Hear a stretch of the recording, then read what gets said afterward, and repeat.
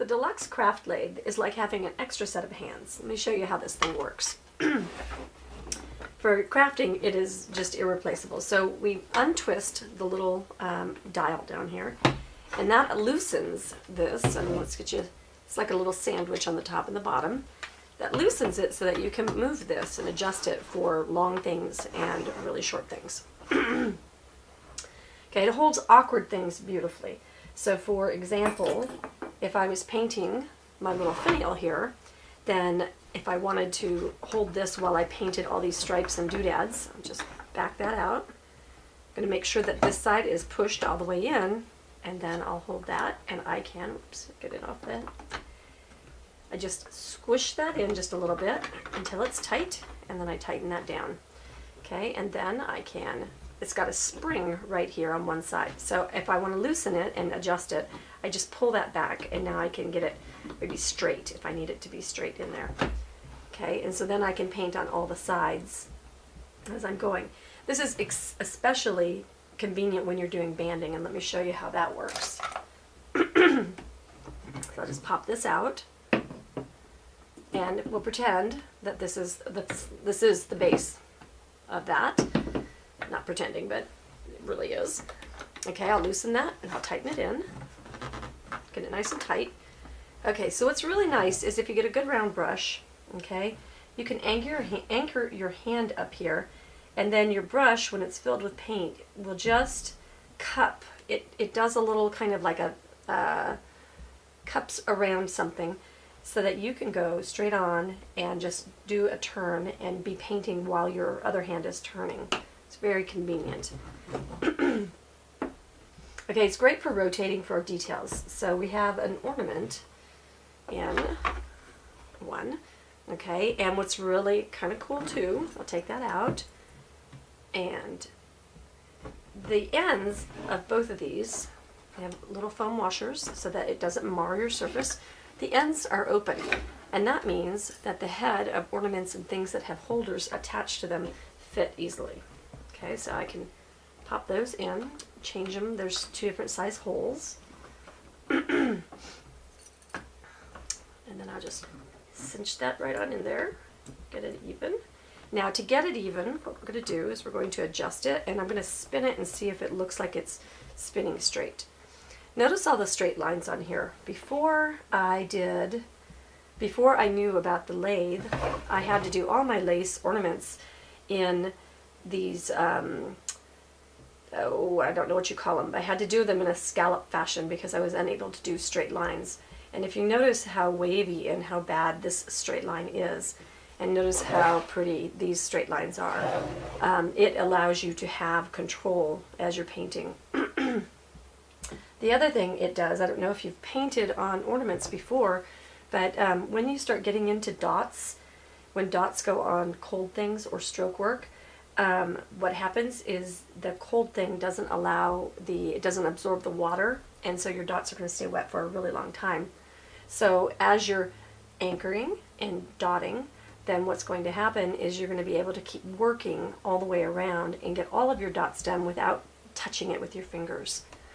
Okay, the other thing that happens is when you have an ornament and you don't want fingerprints all over it, okay, then you're going to end up with smudges and all that kind of stuff, or running your hand through your dots and things. So it's great for holding items that you don't want smudging. Okay, it expands and does a wide range of surfaces. So we'll go over here. You can do, so we all love pretty painted wine glasses. Okay, and so these straight lines are made possible with a little bit of stretchy tape, but I can mark on it with my glass marker using the rotation like I showed you before. But what do you do when you have an open end, and that's just going to fit right on in there, right? And you can do clay pots, you can do anything. We have an accessory kit that we have discovered through our various customers helping us out and letting us know what they need. It has a disc that has a hole for centering, and it also has, you can get these all individual, extra foam washers. What does happen frequently, and almost every time I use it, if I push an ornament or something that is in contact with this piece onto onto that and I clamp it in together, then this becomes stuck on the piece and I don't notice it. And so it travels with me wherever the piece goes. And then it drops onto the carpet somewhere, and then usually I find it in my dog's mouth.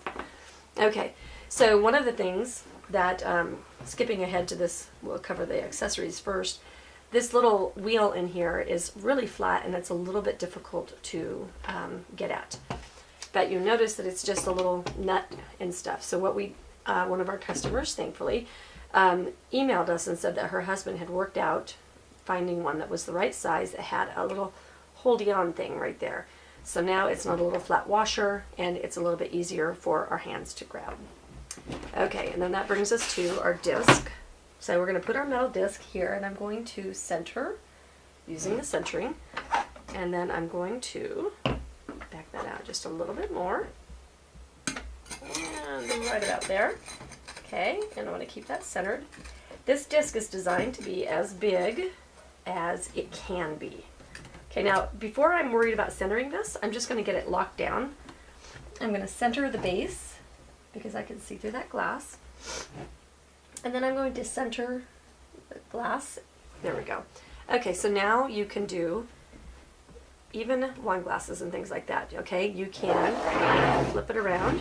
Both sides have what I would like to call like a bridge. Okay, and so you can get at your glassware. If you do use a bridge in conjunction with this, then you can anchor your hand here and turn and twist this way. You want to always make sure that that's in there straight before you start using your hand, like with a brush in it. Okay, it comes with so much more. It's just really pretty amazing stuff. You always want to remember only one side has the little spring thing. Okay, so what's really cool, also, never even knew this existed, is, so say you're going to paint, what are those eggs? Oh, I can't remember what the name of the eggs are. Anyway, they're really pretty eggs, and they're Ukrainian eggs. They're always in little sections, and they're very geometric. How do you know if you've got the same thing on this side as you do on this side as you do on this side? Spacing on an egg is going to be very difficult no matter what you do. Well, what we have, I've got a triple threat ghostwriter. It has a gray ceramic lead and a white ceramic lead and a rollerball stylus, which we don't use on ornaments. Get my gray. Okay, so right here, there's a little raised mark, okay? And then right here, there's another one. Right here, there's one more. And you see where we're going with this. There's another one. So this one tells me that right here, this is going to be my halfway mark, and that this is my quarter way, and this is all the way around. And what's really neat, if you're painting an egg or something like that that you need, for whatever reason, really detailed work, you can turn this over and you have a perfect bridge on the back side for doing very fine details. Okay, so it makes a perfect little window, and I know when I've got it in this position that I'm painting exactly opposite of this position. So it's really, really very handy to know. And if I turned it over and my painting was on that side, as soon as this little mark is north, then I'm going to know that I'm exactly on the back side here. There, the lathe is long enough that it fits very nicely in your lap, and I find that when I'm painting just casual ornaments, you set up a palette next to your TV and stuff, and you just sit with it in your lap and you start doing your doodling on your ornaments. However, what do you do when you have multiple? A lot of people paint and sell for craft shows and things like that. If you need to paint multiples, what you do is you set up more than one.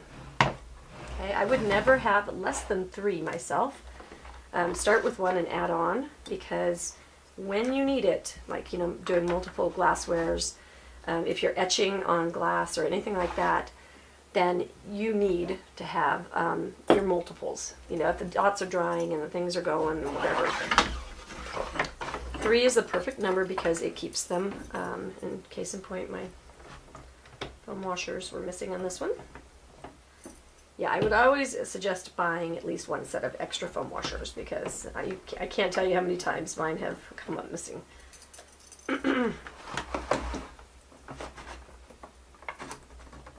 Okay, so you're painting on this one and you go along, you paint, paint, paint, paint, paint, and now you're waiting for things to dry before you can add maybe the jewelry glass stain dots. And then you come up to your next one and maybe you're going to glitter on this one, and then you just keep rotating them, and as you're working through them they're drying. Same thing with glassware. While you're painting stemware number 1, you get it taped and get the first coat of black paint on, then you move to number 2, then number 3, and by the time you're ready, it's ready to come back to number 1 again. Okay, the Deluxe Craft Lathe also comes with this non-slip platform, and this puzzles people sometimes, but have you ever painted something that was so teeny that you couldn't easily hang on to it? Because we have the non-slip platform, that makes it so that you can position it, so that you can do your stroke work and other things without holding them in your hands. Sometimes arthritis and just awkwardness of pieces can really baffle us when we're trying to paint. The other thing it's really good for is for painting multiples of small things. Okay, so when you're holding onto this, I don't know if you can like pretend, put something little in your hand and then do the other, and then feel how your shoulders squinch up at the back, and feel how everything kind of, you're squishing your elbows into your waist. This way, I can get on the angle I need and just rotate that. It stays right where I want it. I can give myself the distance. I can give myself a bridge right here, anchoring my hand, and it lifts it so that I'm not hunched over something. It's very, very convenient. Once you start using it, I think you'll really like it. Okay, and you can put it in either direction. Advanced knowledge stuff is, let's see, if you're, for whatever reason, and I don't know the reason for this, every now and again this will seem like it will hang up. If that's the case, just put a little bit of lubricant on there like Vaseline. And sometimes they come, this one has got a little bit of Vaseline showing, see my finger's all shiny. Then if they have a little too much, you might wipe that off so you don't end up with traveling Vaseline. You'd never want to get Vaseline on your pretty ornaments. And so then the side pulls out. This is your turn wheel, and I think we've about covered the things. You've got your marks. The very first thing I would do is take a Sharpie and make those darker because they're hard to see. They are on both sides. You want to make sure this side's all the way out, and then this is the side that you can pull to adjust. Some people have even cut them in half and mounted them onto a longer board for doing long finials or longer things.